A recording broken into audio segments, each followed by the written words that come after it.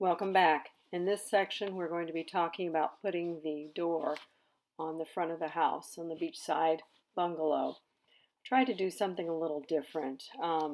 Wanted to actually utilize some things from Hawaii, such as the orchid. I took an orchid from my garden and drew a sketch and painted it in watercolor.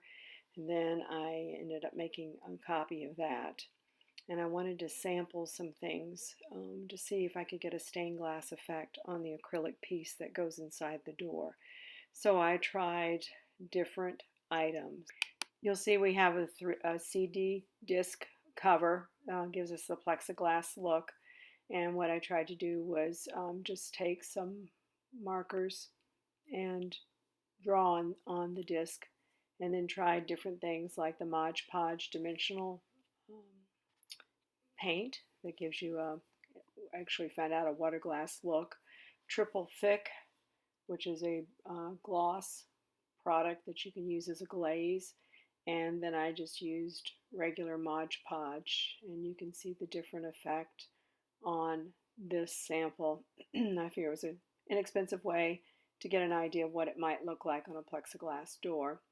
And I've labeled them so you can take a look at it. You can enlarge it if you want to. It depends on you what you want to do, but I love the stained glass look, so that's one reason I wanted to work on this, to see if we could make something quite effective that looked real. There are many different resources out there that you can study, and that's why I incorporated these three to give me an idea of what it would look like. As you can see, I chose to make more of a stained glass effect with the markers. I used some permanent markers, the Artist Loft dual tip permanent markers to paint, and I use the Pen Touch black marker to draw my lines. The next thing I needed to do was find a doorknob, and I could use the conventional ones that you purchase, but I thought I'd be creative because, again, I'm trying to find things that we have around. The Paper Studio brads worked very well. We cut them off and then we glued them to the door on equal sides, front and back.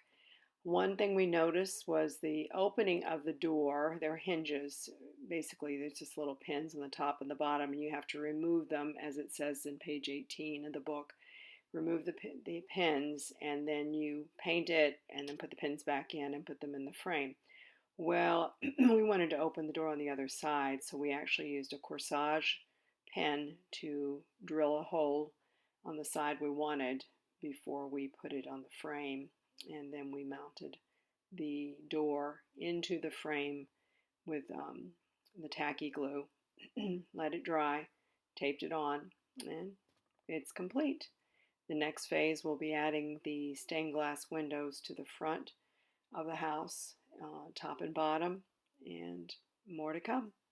Look forward to seeing you again. Thanks for watching.